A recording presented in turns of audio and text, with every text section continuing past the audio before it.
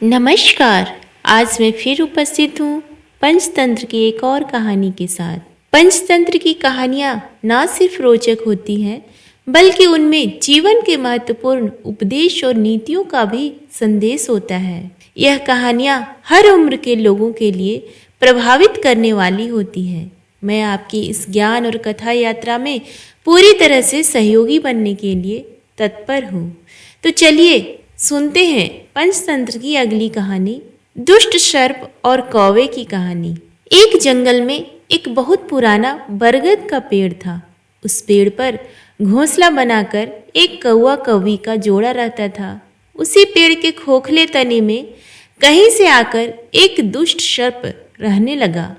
हर वर्ष मौसम आने पर कौवी घोंसले में अंडे देती और दुष्ट सर्प मौका पाकर उनके घोंसले में जाकर अंडे खा जाता।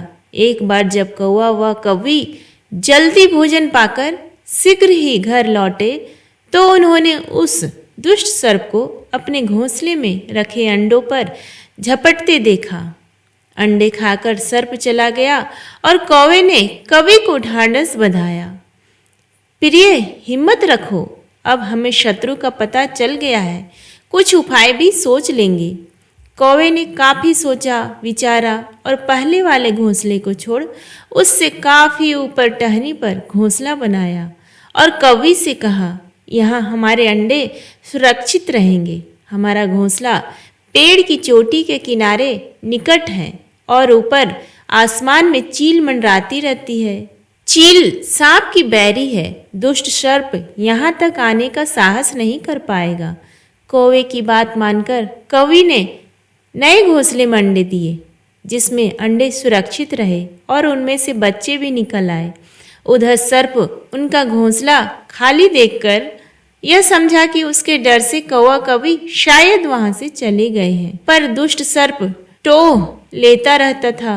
उसने देखा कि कौवा कौवी उसी पेड़ से उड़ते हैं और लौटते भी हैं। उसे यह समझाते देर नहीं लगी कि उन्होंने नया घोंसला उसी पेड़ पर ऊपर बना रखा है। एक दिन सर्प खोह से निकला और उसने कौओं का नया घोंसला खोज लिया। घोंसले में कौवा दंपति के 3 नवजात शिशु थे। दुष्ट सर्प उन्हें एक एक करके घपाघप निगल गया और अपने खोह में लौटकर डकारे लेने लगा। कौवा व कौवी लौटे तो घोंसला खाली पाकर सन्न रह गए। घोंसले में टूट फूट व नन्हे कौओं के कोमल पंख बिखरे देखकर वह सारा माजरा समझ गए। कौवी की छाती तो दुख से फटने लगी। कौवी बिलख उठी, तो यह क्या हर वर्ष मेरे बच्चे सांप का भोजन बनते रहेंगे? कौवा बोला, नहीं, यह माना कि हमारे सामने विकट समस्या है, पर यहाँ से भागना ही उसका हल नहीं है। विपत्ति के समय ही मित्र काम आते हैं। हमें लोमड़ी मित्र से सलाह लेनी चाहिए। दोनों तुरंत ही लोमड़ी के पास गए। लोमड़ी ने अपने मित्रों की दुख भरी कहानी सुनी। उसने कौवा तथा कौवी के आंसू पोंछे। लोमड़ी ने काफी सोचने के बाद कहा, मित्रों, तुम्हें वह पेड़ छोड़कर जाने की जरूरत नहीं है। मेरे दिमाग में एक तरकीब है जिससे उस दुष्ट सर्प से छुटकारा पाया जा सकता है। लोमड़ी ने अपने चतुर दिमाग में आई तरकीब बताई। लोमड़ी की तरकीब सुनकर कौवा कौवी खुशी से उछल पड़े। उन्होंने लोमड़ी को धन्यवाद दिया और अपने घर लौट आए। अगले ही दिन योजना अमल में लानी थी। उसी वन में बहुत बड़ा सरोवर था। उसमें कमल और नरगिस के फूल खिले रहते थे। हर मंगलवार को उस प्रदेश की राजकुमारी अपनी सहेलियों के साथ वहां जल क्रीड़ा करने आती थी। उनके साथ अंगरक्षक तथा सैनिक भी आते थे।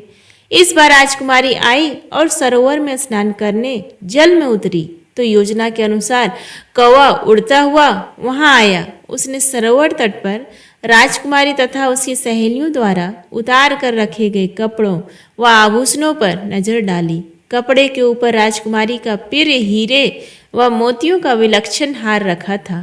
कौवी ने राजकुमारी तथा सहेलियों का ध्यान अपनी ओर आकर्षित करने के लिए कांव कांव का शोर मचाया। जब सबकी नजर उसकी ओर घूमी तो कौवा राजकुमारी का हार चोंच में दबाकर ऊपर उड़ गया। सभी सहेलियां चीखी, देखो देखो, वह राजकुमारी का हार उठाकर ले जा रहा है।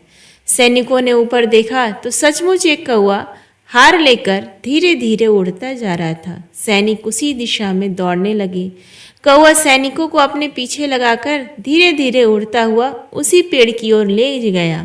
जब सैनिक कुछ ही दूर रह गए तो कौवे ने राजकुमारी का हार इस प्रकार गिराया कि वह सांप वाले खोह के भीतर जा गिरा।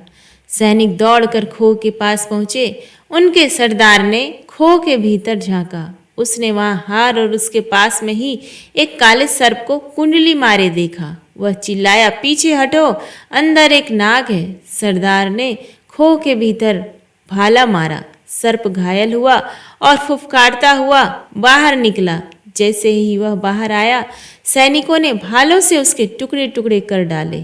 इस कहानी से हमें यह सीख मिलती है कि सूझबूझ का उपाय हम बड़ी से बड़ी ताकतवर दुश्मन को हरा सकते हैं। बुद्धि का प्रयोग करके हर संकट का हल निकाला जा सकता है।